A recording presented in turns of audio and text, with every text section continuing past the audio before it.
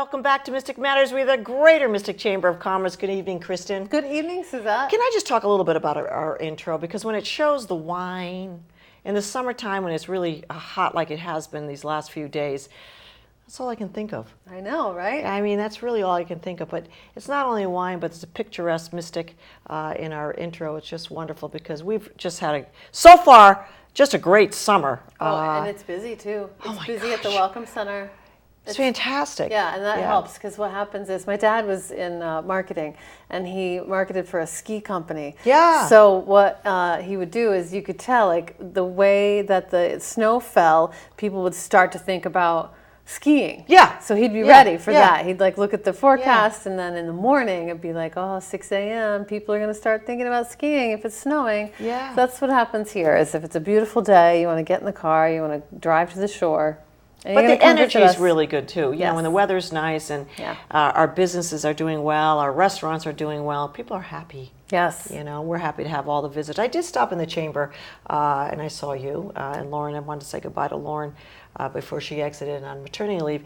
And I asked Fred who were the last 10 people that had come in. And it was very interesting. New Orleans, Massachusetts, Long Island, and there was another one that I can't remember, but all out of state, and just so happy to have you in and share our little town of Mystic and Groton and Stonington and Groton. Did you say Groton? Oh, did I? And I said it on purpose. We have these mugs here. Yes. Tell us about these mugs. So Groton is branding itself. Yeah. The, planning and development boys are working real hard to present a great image of Groton. So Explore Groton.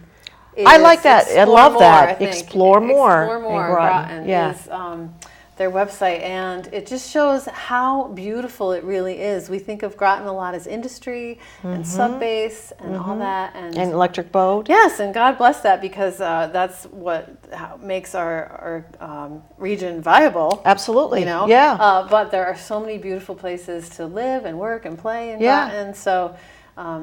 You should check that out if you're visiting. That's a good place to go to say it's a good place to start or a good place to finish. Yes. Okay, and a lot of great restaurants there along the Thames, the shopping centers. Yes. It's just beautiful. Yeah. In Groton as well. So we have, if you call up the chamber, we can just tell you where to go. I mean, just leave it to us and we've got that all covered. I'll tell you to come August 11th and 12th. Yes. Because we're having the Mystic Outdoor Art Festival, and that is one of our biggest events of the year. And speaking of the Mystic Outdoor Art Festival... Well, you know, Kristin, I know you work very well with Frank and Frank here at the studio. You know, it's always a pleasure to see the emails come through. And the last few weeks have been wonderful. I don't know if you've been watching Mystic Matters, but we have the opportunity these next few weeks and going forward to highlight some of our artists that you see on the streets the 2 days of the art festival. But we have an opportunity to highlight some of our artists one-on-one. And this evening, we have Nora Briggs. Nina Briggs. Nina, you know what, Nina? It's okay. Because you know what? I'm just going to tell you why I said Nora. Because somebody dropped off, we always, whoever gets books in the summertime, we kind of share books and things. And somebody dropped off 3 books from Nora Roberts. Oh. Who's the author, Mm-hmm. which I have to tell you, I've never read any of her books, but it doesn't matter. It's about sharing. Okay, so Nora tonight turned into her real name, which is Nina, and so welcome. Thank you. This evening to Mystic Matters. And this is your 3rd year. Yes, it is. At the Art Festival. Yes, and I want to set it up a little bit and sort of have this conversation with the 3 of us, but it is a juried show. So we spend hours and hours during our artists and our jewelry artists are on Cottrell Street. So if you want to come and see Nina, not Nora, she will be on Cottrell Street. So Nina, I want to talk about the name. The name. Splendid Loon Studio. Yes. Where's that located? Splendid Loon Studio is in Wakefield, Rhode Island. And we live and work in what was an old potato storage. So the commute is from upstairs down to the studios in the cellar. The beads are clay, but they're highly decorated. And when we were starting making beads and pendants, we thought, what could we do to make our name stand out?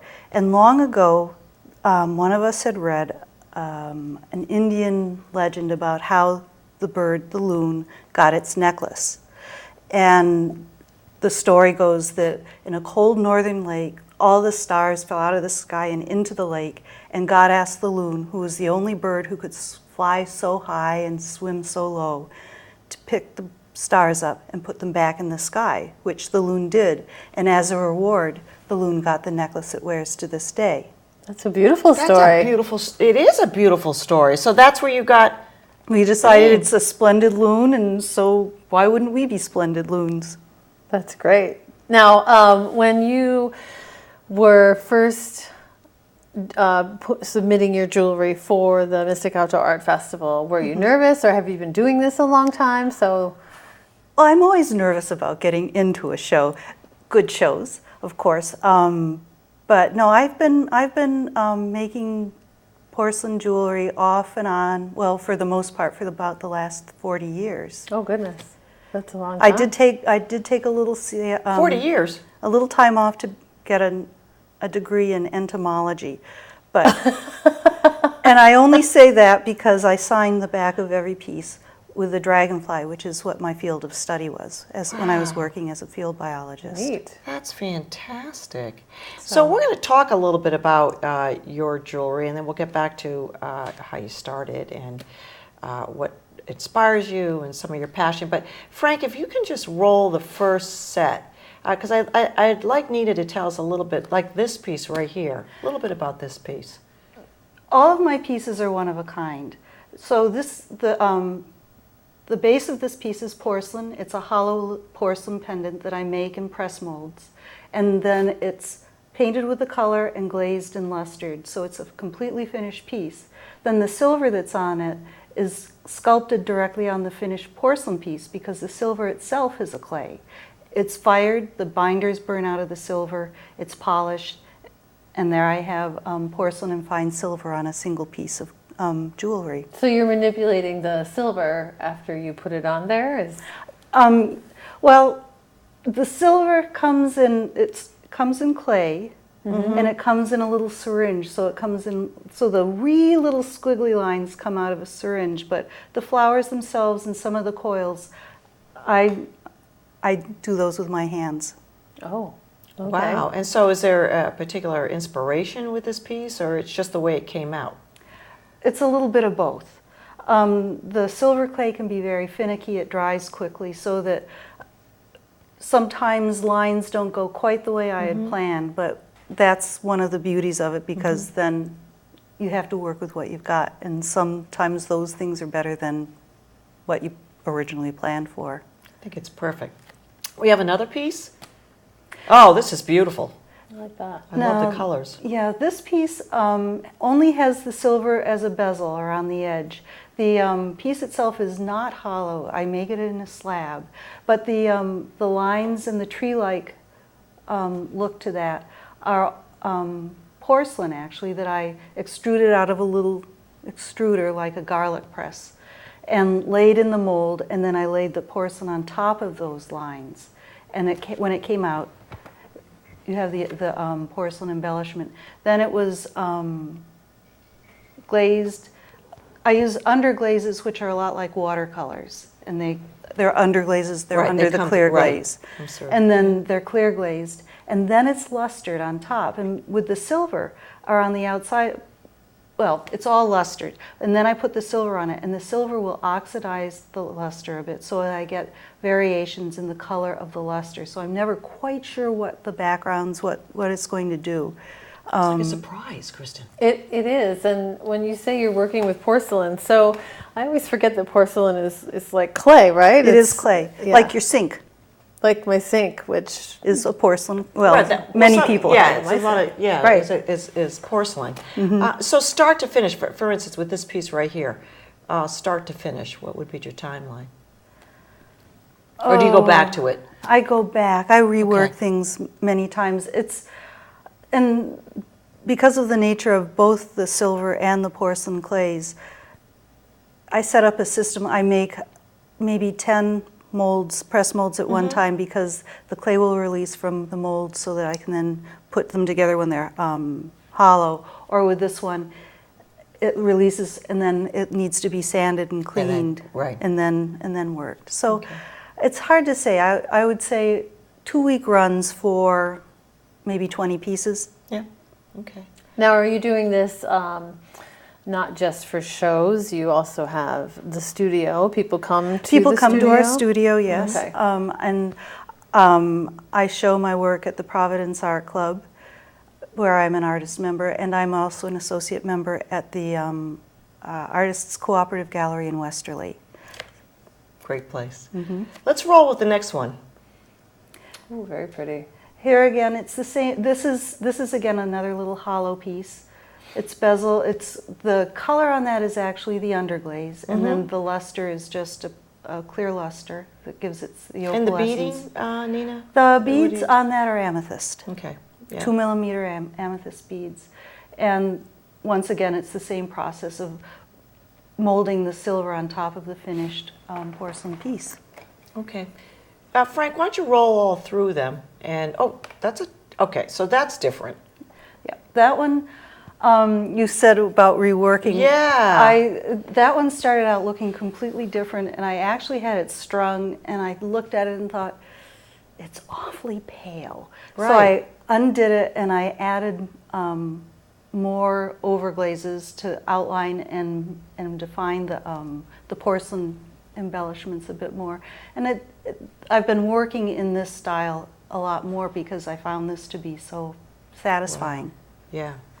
So what dictates your decisions as far as how a piece is done and how it looks? I mean, guess I'm thinking about style. You know, like what appeals to you, maybe it doesn't appeal to somebody else, but you know when a piece is right or wrong or done. How does that work? Wow. Okay, Kristin, I can't answer that. Well, I'm very fortunate because sometimes I think things are done and I string them up and I think they look fabulous, but nobody else does. And then, so I set them aside and then, you can take another look and see there are limitations. And my luck is that I can add color, I can add silver, I can fire the whole thing really high and melt the silver off and change all the colors and start over again. And so something like this was possible because I can work and rework and rework. And I enjoy doing that with small pieces. That's great. And do we have more? I think we do. I like this because it has that sort of lavender and the beige up at the top. That's pretty too. And it's interesting, the lavender on the bottom is actually a blue luster. It's called light blue iridescent. And But it came out. The silver is what changed it to be lavender. Wow. It's very whimsical, very fantastical, I guess. It's just little glimpses, it seems like, almost like a thumbnail of a larger scene. Yeah. With those kinds of colors. Beautiful. I've always been an Art Nouveau enthusiast, so you can see that coming through on some of the pieces. Absolutely. That's the first thing I thought of. Okay, the next one. Okay. Okay, and so we also make round beads. The porcelain, we press round beads and we can underglaze them in myriads of colors and combine them. Are they heavy, Nina? No. No, they're not heavy. Okay. No. And so pendants can be rather, dress up and all that, but with the beaded necklaces, you can either dress them up or dress them down. They can be far more casual. So it's a nice combination, and there are those people who actually will wear both the beaded necklaces and the pendants together because the colors... Right, so the layering effect. Yeah. I've never heard of that, the porcelain beads. I never heard of that either. That's why I was wondering if they were really, they were heavy. Now, getting back to the porcelain beads, can you do them all in one color, or is most people like the various colors? The various colors, because when they're luster, they can pick up whatever you're wearing. Yeah. So generally there's a range of colors within the necklace. Wow, it looks great. Yeah, and we have many different sizes. This is we just look good to have all the one size beads here. So. Now, are you in a store as well? Like, do you have people that order from you and all of a sudden you're like, oh my God, I got to make 20 pieces by Thursday? We haven't been wholesaling as much lately. just the way business has gone, the way our lives have gone, we pretty much sell through galleries. Shows. Yeah, galleries and shows. Yeah, right. I mean, it's probably better, because if you're wholesaling, then you've got to have a particular, set of product. Oh, right. And that's tough. I like this one. Yeah, I want it to look the same. Yeah. In the past, when I did wholesale pendants, I did not do any of the silver work. It was strictly painting on porcelain. And I painted one too many flowering quinces, and that's when I said, I'm going to go to school and do something else. Yes. No. That I can understand that on the design side. So how did you get into this? 40 years, but what set you forth to do this? It was actually sort of silly. I like dolls with porcelain components, heads, hands, and feet. And I had never had any training. My mother, on the other hand, was a professional artist, and she said, well, why don't we make some molds and make some dolls' heads? Wow. And so together we started carving out little dolls' heads and making molds. And when you pour slip into a mold, when you pour it out, there's always a little bit of excess clay on the edge of the mold, which we would cut off, and we just roll it into little balls. And we had thousands of little balls. And what do you do with little balls? Well, you poke a hole in it so you can fire it. Yeah, sure, yeah. And the beads became more interesting than the dolls. Yeah, so that led you to this path. Yes. So when you show at an art show, how many pieces, oh, that's a beautiful shot right there. Thank you, Frank. How many pieces do you typically have in your booth? Oh, there are probably around 35 pendants, because I have small ones and large ones. The same with just the beaded necklaces, but we also have earrings and bracelets and rings. Okay. And do you take a special order? Yes. Would you take if somebody likes something in a different... Oh, absolutely. Yeah. Absolutely. And this is an interesting piece. I know, Frank, you can't get close up, but the piece that you're wearing, Nina, is very, very interesting. I wore this because it's somewhat like this little one here. Down in front. Down in front. Okay. And I wore this Thank you, specifically Frank. There you go. to show what the silver what happens to the silver as it's worn. It can get a little tarnished. You can still polish it up, but then I think it gets more depth as a person wears it. Yeah, there's a nice patina with that level of, the sterling silver. So I know we sometimes in my shop I like it better when they just age a little bit. Yeah, yes. It looks, on some pieces. On other pieces, it needs to be that bright finish. But yeah, this is fine silver, so that it never gets as shiny as the sterling gets, but it's nice and soft. And I thought that it would be nice to see a piece. I've been wearing this piece for probably 8 years now. That's one of your favorite pieces, isn't it? Yes. Now, do you ever? I'm going to ask you this, because do you ever sell your favorite piece? No.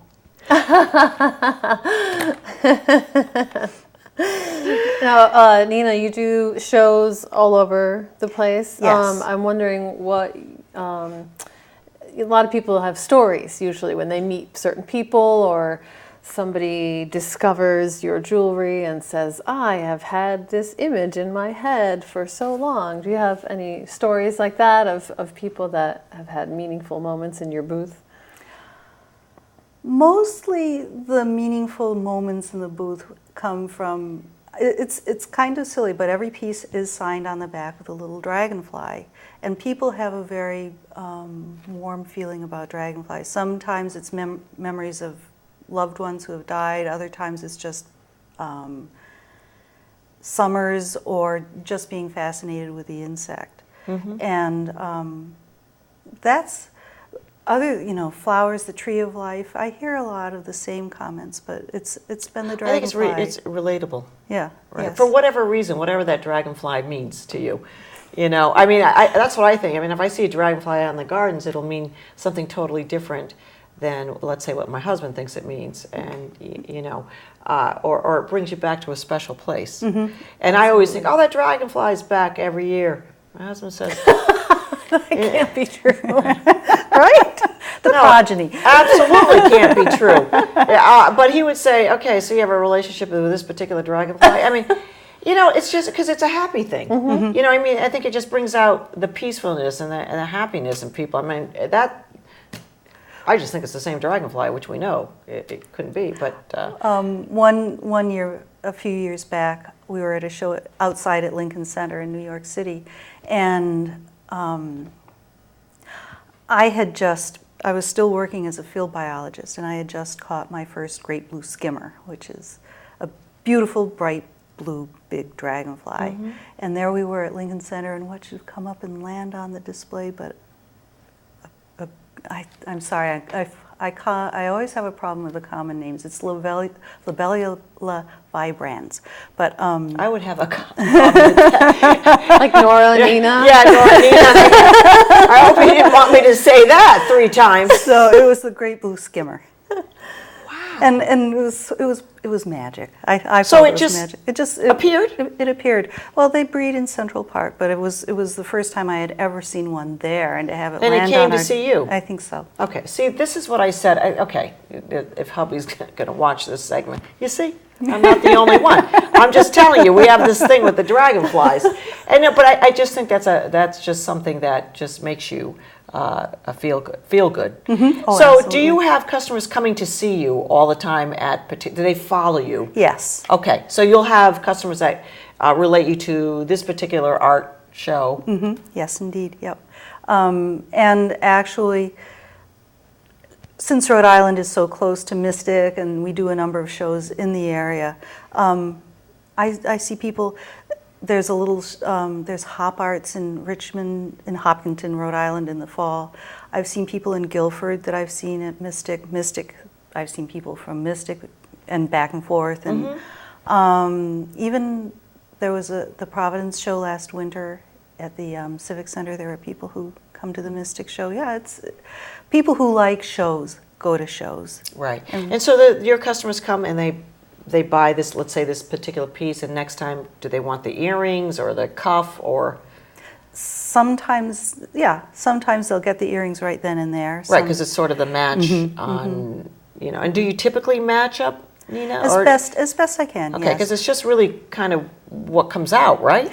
Well, with earrings, it's fairly easy to match things up, especially now that I'm using the silver on the porcelain beads for earrings.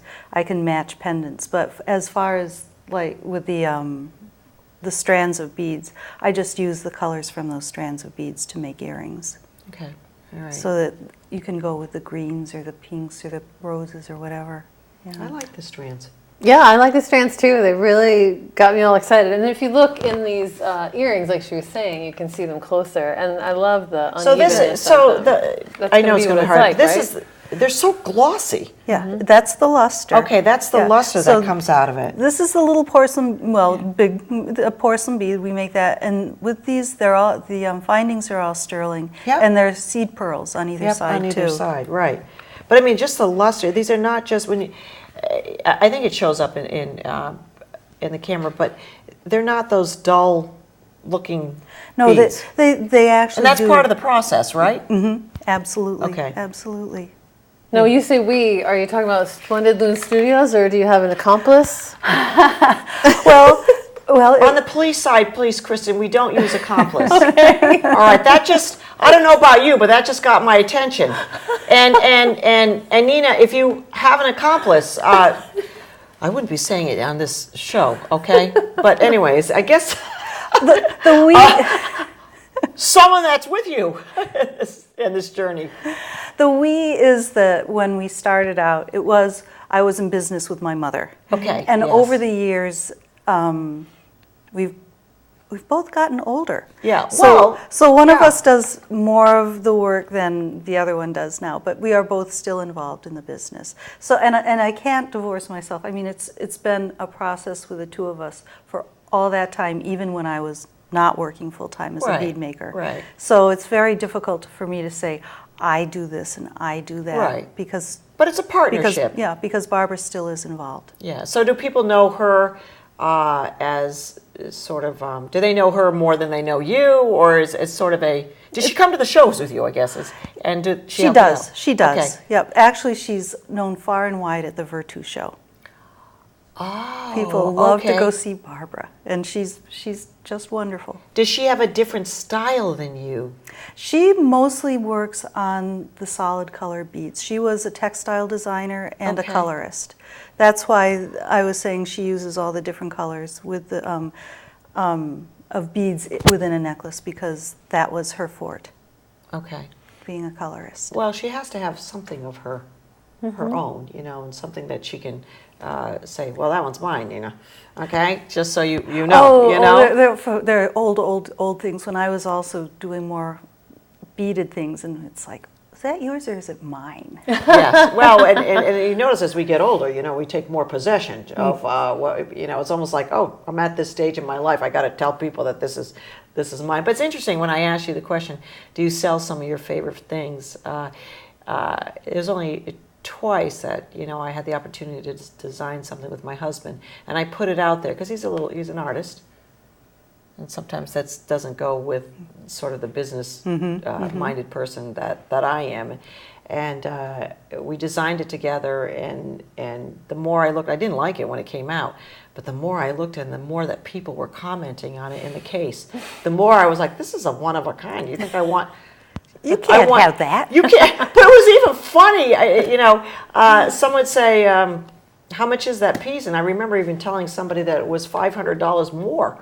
And That's what it you really do, you raise the wasn't. You price. know what I mean? And for some reason, I was like, "Why did I just say that?" And maybe subconsciously, I just never wanted to get rid of it. Anyways, I still own the piece, and probably should have sold it because I had a buyer for it. But it's funny how you, from start to finish, there's some things that you just get attached to. Yes. And you want them in your particular collection and not in someone else's collection. Yeah, the first pieces I did with silver, I thought, I look at them now. They were good beginner pieces, but I thought it was utter genius, and I did keep a couple of those. But the other ones that I sold, and when I saw them later, I thought they were good.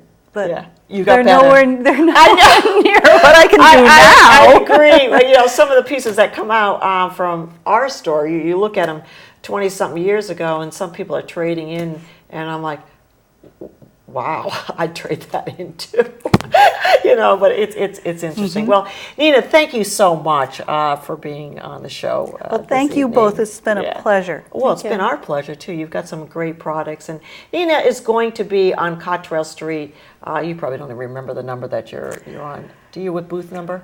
And I don't. I'm sorry to say. No, that's okay. Just find her on Cottrell Street. You'll see all the wonderful artisans down there, and we try to keep them locally all together, so that jewelers with jewelry and potteries with pottery. But come down, because we'll be there, right? Yes. Well, at least you'll be there. I look forward to Yeah. it. We've got some posters Oh, here. and you've got to see, thank you very much for remembering those. Designed by Rita Rivera. Who I have to, Rita, just a shout out to you. Fantastic. We're selling these too, actually, on the during the show and on the website. She's an artist herself. Yes. I she does a mean, fabulous we should have a job. graphic Oh artist my gosh. section. Anyway. Yeah. Yeah. Yes, Rita's Yes. done a great job. So everybody, thank you for joining us this evening on Mystic Matters. We are the Greater Mystic Chamber of Commerce. Good evening.